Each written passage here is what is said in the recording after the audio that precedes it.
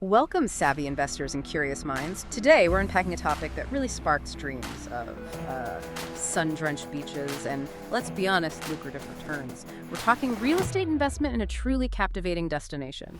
Distill the vital intelligence, illuminate the nuances, and help you navigate the exciting but, yes, sometimes complex world of property acquisition in one of the Caribbean's hottest spots, Playa del Carmen. Indeed. And what's fascinating here, I think, is just how many layers there are to making a truly informed decision. It goes way beyond just the obvious allure of the location itself. Our sources really dig into everything from the stages of a real estate project, the strategy behind when you buy, to the nitty-gritty of how it's financed, the often overlooked impact of property management, and the absolute necessity of clear, measurable data. We'll explore these elements and really try to help you understand not just what to look for, but why each detail matters. The goal, minimize your risk and maximize that potential. Exactly. So whether you're maybe eyeing a vacation home for yourself or you're aiming for a consistent rental income stream, or maybe you simply want to understand how a really thriving international market like this operates, get ready for some serious aha moments today. We're going to walk you through the essential factors, armed with practical advice straight from the experts. We want to make sure your potential investment is built on, well, solid ground. Okay, let's get into it.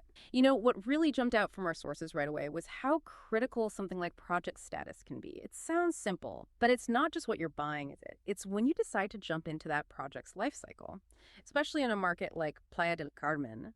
It made me think, just how much does that timing impact your risk and your potential upside? What's your take on why that when is so, well, fundamental? That's a critical observation, and it really highlights a foundational principle. The timing or the project stage, it's directly tied to your own investment intention. And crucially, your available capital. How much cash do you actually have ready to go? So this brings up the first big questions, right? What is your investment goal here? And how much capital can you comfortably deploy? Answering these really guides whether a pre-sale or maybe something already under construction or even an immediate delivery project is the right fit for you. It's all about aligning your resources, your goals, with where the project actually is in its development. Because as our sources emphasize, each stage really caters to a different kind of investor profile, different appetites for risk, different time horizons. For instance, if you've got capital you don't need right away and you're looking for the best possible appreciation over, say, the medium term, well, then pre-sale might look incredibly appealing. But if you want rental income now, your focus shifts completely. That makes perfect sense. So let's break down these stages because each one definitely comes with its own unique charm. First up, we have the pre-sale phase, often called the sexy discount in the market, right? This is the earliest point. Construction hasn't even started. You might only have blueprints, maybe some early drawings, sometimes not even the final fancy renders yet. You're basically buying into a vision, aren't you? A promise of what's coming. The main advantage, like the name says, the lowest possible prices. That gives you the greatest potential for appreciation, for return on investment. It's the classic early bird gets the worm situation. Precisely. And the core principle here, highlighted in our research, is that it relies heavily on your trust. Trust in the developer's vision, yes, but more importantly, their reputation, their track record. That big discount, it's essentially a thank you for putting your faith and your money into the project before it's even, tangible. But, and this is key, while it offers the biggest discount, the risk is inherently higher at this stage. It's an implied risk. A trade-off. Exactly, a trade-off for that lower entry point. But, as we'll dig into shortly, that risk isn't unmanageable. Not at all. It's about being incredibly diligent. Because, as the sources warn, those initial savings can completely evaporate if you're not careful. Okay, so moving beyond just blueprints, we then get into the during construction phase. You could call this the see it to believe it stage, maybe. Yeah. Here, construction is actually happening. There's tangible proof the project exists. You can see progress, maybe even visit the site, watch the building go up. That naturally makes investors feel a bit more secure, doesn't it? The material notes, there's much more material to work with. You see actual foundations, walls, maybe get a glimpse of the layout, gives you a concrete sense of where your money's going. The price point here, still pretty attractive, lower than a finished unit, but yeah, not as deeply discounted as pre-sale, feels like a comfortable middle ground. For those who want that visual reassurance but don't want to give up all the potential upside. Right. It could be ideal for investors who maybe they like the pre-sale idea, but they need to see something concrete happening, especially if they're investing from overseas, perhaps. They want that tangible evidence. Got it. And then finally, we arrive at immediate delivery. The apartment's fully built, maybe even furnished, ready to go, ready for occupancy. Yep. This gives you the highest level of security regarding the physical property itself. You see exactly what you're getting. The finishes, the layout, the amenities, the views. Very little left to the imagination. You can walk right through it. But there's a catch, isn't there? There is, without thorough legal due diligence. You need to ensure all the paperwork is absolutely in order. It's not just about the nice finished building. It's about the legal framework, too. Are the permits finalized? Is the title clear? Are taxes paid up? Is the transfer clean? All of that. Right. And the price point here. Highest of the 3 stages, as you'd expect. The risk you're taking on is significantly lower, and the convenience factor is maxed out. You're paying a premium for that certainty, for immediate gratification, and for the ability to start earning rental income or using it yourself right away. So if we tie this all together, it really paints a clear picture, doesn't it? Each stage fits a different investor. Absolutely. The pre-sale. Often for those with capital, they don't need immediately maybe a medium to long-term view, willing to take on a higher, though hopefully manageable, risk for potentially bigger returns. They can wait. They prioritize the maximum upside potential. Then during construction, appeals more to those who need that visual proof, that tangible progress. They want a balance between a discount and seeing things happen, maybe choosing finishes along the way. A bit less faith-based, more evidence-based. While immediate delivery suits those who prioritize certainty above all else. Quick access, maybe moving in or renting it out tomorrow, even if it costs more up front. Exactly. They're willing to pay for that peace of mind in immediate use. So really understanding your own risk tolerance, your financial situation, your timeline, that's absolutely paramount before you even look at listings in Playa. Okay, that pre-sale discount, it is very sexy, no doubt appealing. But like we just said, it comes with that higher level of risk, in quotation marks.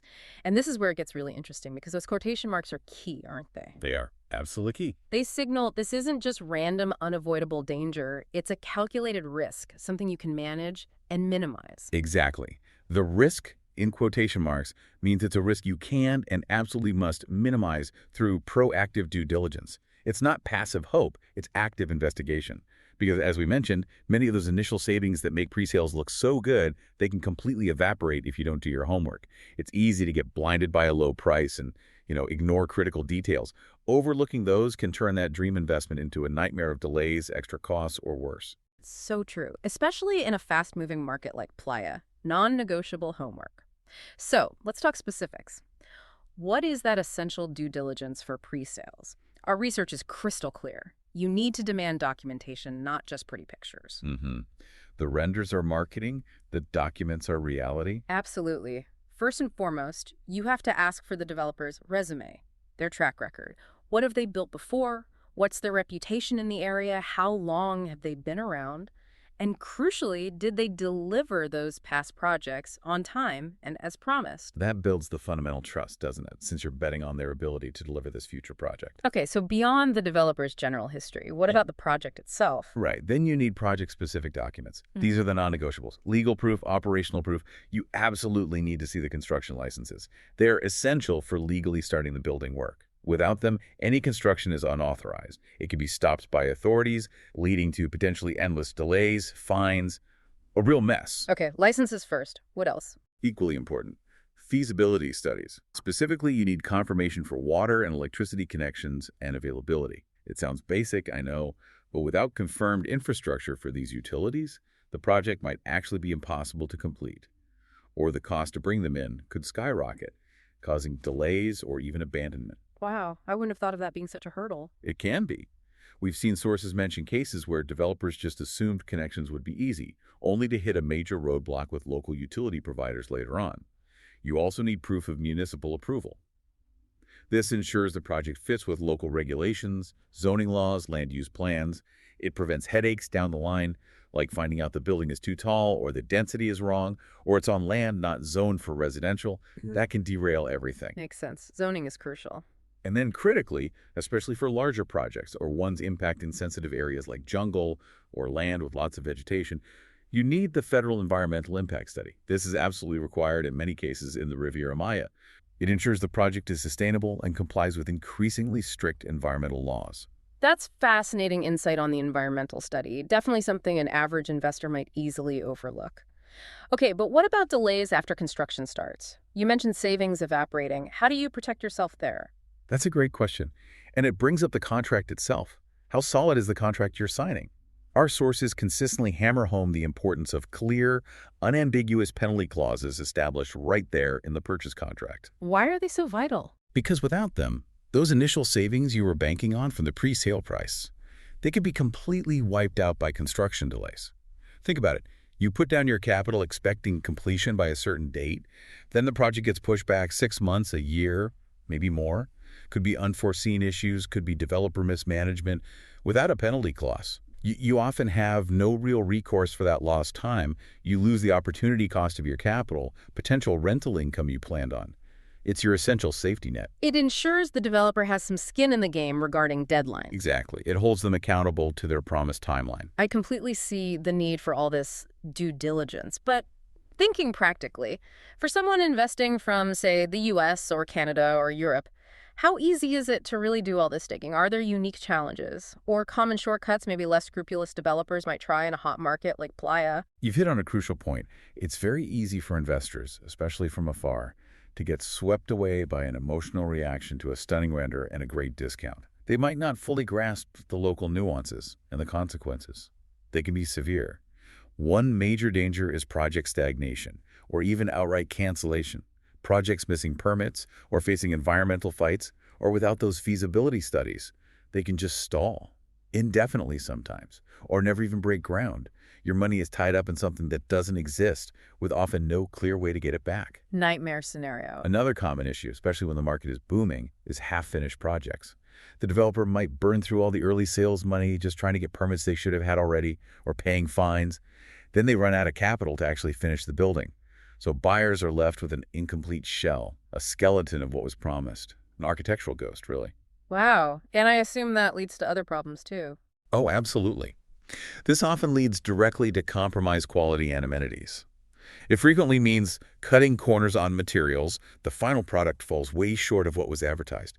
So the quality of your investment takes the hit. Precisely. That beautiful render you fell in love with becomes a distant memory, replaced by a much less appealing reality. It's almost like a bait and switch, isn't it? You thought you were buying the luxury model. And you end up with something, well, something that definitely wasn't in the brochure. Yeah, exactly. Not great for reviews. All right, so the bottom line for pre-sales seems pretty stark. The bigger the discount, the bigger the inherent risk. But crucially, that risk is controllable. Absolutely controllable. It boils down to being informed, demanding transparency, asking those tough questions, and being prepared to walk away if the answers or the paperwork aren't solid. Your money, your peace of mind, it's worth more than a sexy discount without verifiable backing. Okay, so for pre-sales, manage the controllable risks, demand transparency. Got it. But even with a reputable developer and all the right documents, our research points to another often hidden factor, the project's financial plumbing. How is this thing actually being financed? Apparently, this can be the difference between a solid investment and, well, a house of cards. It's a critical piece, often overlooked. And it can deeply impact your security, can it? Deeply. And what's fascinating here is just how few developers actually meet the tough requirements for bank-issued bridge loans. Bridge loans are really the gold standard for project financing, the true mark of financial stability. Okay, explain bridge loans a bit more. Sure. A bridge loan essentially finances the entire construction project from start to finish. The bank provides the capital up front. This is hugely beneficial for you, the investor, because it means the project's continuation won't depend on sales. Ah, okay. That's the key difference. Exactly. Construction moves forward consistently, funded by the bank, regardless of whether sales are booming or if there's a slow season or some global event hits tourism. You have a much, much higher assurance the building will actually get finished, on time, and as promised. The developer isn't desperately chasing the next deposit. So how do you spot these projects, the ones with bridge loans? Typically, these are developers who have been around for many years.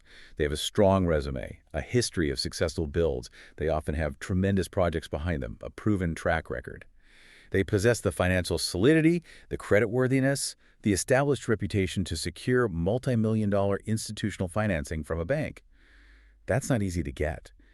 It signals a high level of professionalism and trustworthiness. It insulates the project and your investment from market swings. Right. That sounds like the ideal situation. Much less stressful for the buyer. But I guess many projects, especially in growing markets, operate differently. Exactly. Now contrast that ideal scenario with the very real risk of sales finance projects. This is how a lot of developers operate, especially maybe newer or smaller firms in booming markets. They literally finance the construction with the revenue from sales. So my deposit pays for the next bit of building. Essentially, yes. If you see a purchase plan that requires you to make significant regular payments during the construction phase, that's a very strong indicator, often a red flag. It means the project's lifeline is directly tied to new sales constantly coming in. Each new deposit funds the next stage. And the danger there is Their extreme vulnerability to market downturns. Doing slow seasons or unexpected crises sales can suddenly drop to zero. Poof. The funding pipeline is instantly cut off. right, and the consequences for investors in that situation. Devastating, potentially. If the project relies on sales and sales dry up, the project can literally just die. It can get stuck indefinitely, delayed for years, or even completely canceled. Wow. So your money is trapped, the apartment vanishes. And you're stuck in a legal fight. It's a stark reminder that the project's financial structure is just as important as its architectural design. Just imagine that. Your dream apartment in the Caribbean, your investment plan, your future rental income. Look, this isn't meant to scare people off, but it's crucial to understand these practices exist and can totally derail your investment. It just hammers home why you have to ask about project financing up front and verify the answers. It's not just the developer's past work, it's their financial health now for this project. And if we connect this back to the bigger picture, knowing the source of financing lets you figure out, is my investment tied to the unpredictable ups and downs of market sales? Or is it secured by solid, independent financial backing from a bank? It's about understanding the fundamental stability of the project itself beneath the glossy brochures. Right. A developer with a bridge loan shows financial strength, offers a degree of security that a sales-dependent project just can't. This knowledge lets you choose based on financial reality, not just a sales pitch. It's about protecting your money and giving your investment the best shot at actually reaching completion. Okay, let's unpack this next crucial piece. So you've navigated the purchase, maybe you use that financing knowledge. The property is built, looks great, maybe it's even furnished, but your work isn't done, is it? Not even close. Far from it. Our sources use this great analogy. You can have the goose that lays the golden eggs, a fantastic property, huge potential. But if you don't know how to manage it, it's basically useless. Or worse, a drain. This is where good maintenance and sophisticated administration come in, turning that asset from a potential headache into a consistent income stream. It's not enough to just buy well. You have to manage well, too, especially in a high-demand rental market like Playa. And what's really striking here is how quickly bad administration can create financial chaos in your accounts. Even in a place like Playa del Carmen, where demand is high, this is especially true, acutely true, for vacation rentals, which is what many investors there are aiming for. Right, the short-term rental market. For those, you're not just renting out an apartment, you're selling an experience. Guests arrive, often after long flights, expecting comfort, cleanliness, attention to detail from the moment they walk in.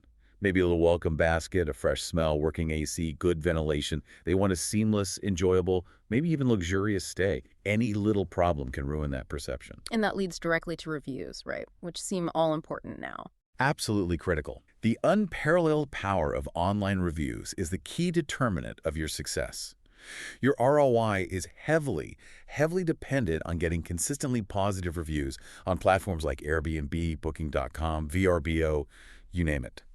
Now imagine a guest arrives tired after hours of travel, only to find the place isn't clean, something's broken, check-in is delayed, or, worst case, there's a booking mix-up. Oh, that's the worst. These immediate negative experiences translate directly into poor reviews and a bad review.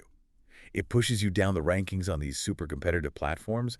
Lower ranking means fewer bookings, which directly hits your income, your ROI. It quickly becomes a snowball effect that you can never stop. Negative feedback builds, pushing you further down, making it harder and harder to get new guests. Even if the apartment itself is gorgeous. Exactly. Your stunning beachfront view won't save you if the guest experience is consistently bad due to poor management. That's a really powerful point. It's not just the physical asset, it's the whole service wrapper around it. Now, our sources make a really important distinction here, I think, between managing your individual property and managing the entire building or community. Yes, a crucial distinction. They don't automatically go hand in hand, and you need both to be working well. So individual property management, that covers the specifics inside your unit, right? Correct. Everything from cleaning, routine maintenance, fixing things that break, handling guest check-ins outs, daily operational support. And if you're renting it out, the actual rental management, bookings, communication, etc., it's what happens behind your front door. Okay. And then there's the other side, the condominium or community administration. This is where those maintenance fees, the HOA fees come in, which are often forgotten or maybe underestimated by new investors. They definitely are. And these fees are critical because they cover the essential shared services that maintain the appeal and integrity of the whole development. Things like 24/7 security, cleaning and landscaping of common areas, pools, gyms, gardens, hallways, electricity for those common areas, elevators, general admin for the whole condo. And these aren't cheap, usually. How are they calculated? Not cheap. And essential. Usually calculated per square meter of the living areas, your private unit space, and also by something called the co-ownership coefficient. Okay, co-ownership coefficient. Break that down a bit. Sounds technical. It is a bit technical, but important in places like Playa. So the fee usually has its two parts. First, a base rate per square meter of your apartment, maybe around $3 USD per square meter today, but that can change. Second, this co-ownership coefficient. It's basically a legal percentage assigned to your specific unit in the condo documents. It reflects your unit's proportional share of the entire property and its common expenses. It's usually tied to your square footage relative to the total, but sometimes other things factor in, like exclusive access to certain amenities, maybe parking spots. And why is it important to understand? Because in Playa, especially in older buildings or maybe mixed-use ones, if this coefficient isn't clearly defined and managed transparently from the start, it can lead to disputes, unexpected fee hikes later on. You need to check it carefully in your purchase agreement. Got it. So these fees, they obviously affect your net return, your bottom line. Directly. They're a fixed monthly expense you have to factor in. But it's more than just the cost, right? It's about the quality of what those fees pay for. Absolutely. The quality of this collective administration dramatically influences the overall value and, crucially, the saleability of your property down the road. This brings up another great analogy from the sources. Think about buying a luxury car. A Mercedes, a BMW, maybe even a Bentley. Top engineering, beautiful inside. But if you neglect the required maintenance, skip the oil changes, ignore the tire rotations, let the brakes wear down, what happens? It deteriorates, breaks down eventually, loses value fast. Exactly. Same with real estate. A great developer might use fantastic materials inside your unit, granite, marble, top appliances. But if the building's common areas are neglected, hallways dirty, landscaping overgrown, security lax, elevators broken, pool green, then not even Superman could save you. The neglect of the shared spaces drags down the perception and value of your beautiful individual unit. So, thinking about the future, your exit strategy, maybe selling it later. What does this mean? It means it does you no good to have a beautiful apartment if the building is falling apart on the outside. It's blunt, but true. Your impeccably furnished unit, no matter how nice, just won't sell well or command top dollar if the condo itself looks run down and poorly managed. Buyers see that immediately. Guests feel it too. Whereas fixing up your own apartment is relatively easier. Much easier, usually. A coat of paint, maybe update some fixtures inside your unit, relatively straightforward and less costly. Trying to overhaul an entire dilapidated building collectively, that's a massive, expensive, often contentious undertaking. So the maintenance and administration from your door outwards the common areas, the overall building management is absolutely critical for long-term appreciation and a smooth exit strategy. It's not just an expense line item, it's an investment in preserving your main investment. Precisely. Non-negotiable. Wow. Okay, we've covered a ton of ground. Project phases, financing risks, managing the property. But it feels like it all leads to this next point. Clear and measurable data. This isn't just, nice to have. The sources frame it as the absolute backbone for making the intelligent decisions we've been talking about all along. Yeah, that's exactly right. Without solid data, any purchase just becomes an emotional act, doesn't it? Driven by feelings, nice photos, maybe hearsay, not facts. And that, as any experienced investor knows, is a dangerous way to play in real estate. Very speculative. Exactly. Especially in a competitive, dynamic market like Playa del Carmen, where supply is abundant and so is demand. There are lots of options. In that environment, precise, verifiable, transparent information is the fundamental difference between a successful, profitable investment and a really costly mistake. Just relying on your gut or glossy marketing or vague promises. That's a recipe for potential regret down the line. It really makes you think. What specific concrete data points should you, the listener, be demanding? From developers, from brokers, from property managers, what do you need to see to make an informed choice? Okay, let's list some key ones based on the research. First, demand average monthly occupancy data for similar properties nearby. You want to see projects or areas consistently hitting above 70% occupancy. That signals a healthy, steady rental market. It gives you a realistic baseline, helps avoid pie-in-the-sky projections. Okay, occupancy rates, makes sense. What else? Second, you need to really understand the rates per season. Playa isn't the same price year-round. It has distinct high season, super high season like Christmas, New Year's, low season, mid-seasons, and the rental rates vary wildly between them. Knowing these lets you accurately project income across the whole year, not just assuming peak rates constantly. That's a common, expensive mistake people make. Right, realistic income projections, got it. What about the other side, the costs? Third, and absolutely crucial, get a clear, itemized breakdown of all fixed monthly expenses. Vital for calculating your actual net profit. Don't forget to subtract things like property management fees, and you also need to budget realistically for unexpected repairs. A water heater will break eventually. The AC needs maintenance. Faucets leak. Budget for it. Many investors overlook these. Okay, and comparing to other properties. Fourth, yes. Conduct historical comparisons. A smart investor will look at how the surrounding similar condominiums are performing. Check their occupancy, their rates, how they're managed. This gives you real-world local data to benchmark your potential investment against. What's genuinely achievable here, not just relying on the developer's rosy forecast. Okay, and then the big one, the metric everyone asks about, return on investment, ROI. Ah, yes, ROI. Be moderately skeptical of those who promise a certain ROI figure without showing how they calculate it. Very wise advice. It's not enough to just hear a number like 10% ROI guaranteed. You need to demand total transparency. Absolutely. Ask, how did you arrive at that number? Show me the math. Is it gross ROI or net ROI? Is it tax-free or with taxes included? Because, as the sources constantly remind us, the devil is in the details. And those details, especially things like local property taxes in Mexico, maybe income taxes for foreigners earning rental income, they can drastically change your actual take-home profit. Don't let vague promises or flashy headline numbers fool you. Press for the net ROI after all expenses and all relevant taxes. Because our sources highlight, for instance, that Playa's property tax structure, plus typical income tax rules for foreign owners, well, that can easily take a promised 10% gross ROI down to maybe 5% or 6% net. And that detail often gets conveniently skipped in the sales pitch, I bet. You bet it does. So the essential data for a real, reliable ROI calculation, it goes way beyond just the final percentage. It has to include the property's precise location, its realistic appreciation potential over time, accurately projected rental income, both vacation and maybe long-term, all operating expenses, the actual current rental value in that specific micro-market, and of course the project's undisputed legality and clear title.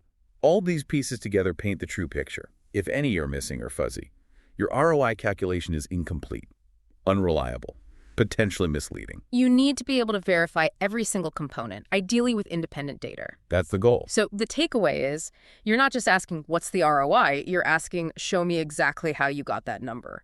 Demand the simulations, the historical occupancy for comps, the rate sheets for different seasons, the real costs of everything involved in owning and running it, not just the potential income. Look at the full financial picture, warts and all. And don't let hidden data sneak up on you later. Ask about closing costs up front, property transfer taxes, notary fees, any other post-purchase expenses. Get those estimates before you commit. Good point. Closing costs can be significant. Our sources even suggest using tools like Google or even asking an AI like ChatGPT to generate a checklist of tough questions to ask developers or brokers. Be prepared. Arm yourself with questions. And if the information isn't clear, if it's not readily offered, if it's not backed up by verifiable data, the advice is powerful. Take your briefcase and go somewhere else. Don't be afraid to walk away. Your investment deserves total clarity. What's really encouraging here, actually, and a big plus for diligent investors, is that for Playa del Carmen, this crucial data does exist. It's not some opaque market where you have to guess everything. Reliable historical data on appreciation, tourism growth, population trends, rental market performance. It's available. So you can get it if you ask. Yes. Investors have access to all this data, which should be and is transparent, updated, and measurable. Investing with that clear, measurable data, that's taking control. That's making an intelligent decision. Investing without it, that is betting. It's gambling your capital on hope instead of evidence. Okay, so wrapping this all up, what does this tell us about Playa del Carmen real estate? It seems clear this isn't just some passing fad or a speculative bubble, right? It's an established destination. It has a measurable track record of success, impressive growth, and really solid fundamentals for continued appreciation. You've got strong tourism providing liquidity, ongoing infrastructure improvements, new attractions, all feeding a thriving international market. The ground in Playa del Carmen, it seems, has already proven itself fertile. And if we connect that to the bigger picture for you, the listener, your success in this vibrant market really hinges on a few key things. Be relentlessly curious. Ask the right questions, the specific, sometimes tough questions we've discussed today. Get sound, independent advice. Demand absolute transparency from everyone involved, developers, brokers, managers. Clarify all the rules, financial and legal. And most importantly, understand your own objectives deeply. Know thyself, investor. Exactly. What are your specific goals? What's your preferred way to buy? What's your overall strategy? There isn't just one right way to invest in Playa. There are many paths. It depends entirely on your personal profile, your risk appetite, your stage in life. Is it that higher risk-reward presale or the security of immediate delivery? It has to fit your financial vision. It comes back to that wise advice from our sources.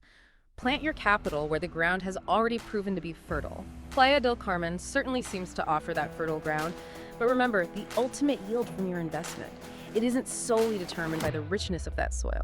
It's also about the diligent seeds of knowledge you plant and nurture yourself through this whole process. Maybe the final thought is, consider not just the potential financial returns, but also the immense value, the peace of mind that comes from making a truly informed, data-driven decision.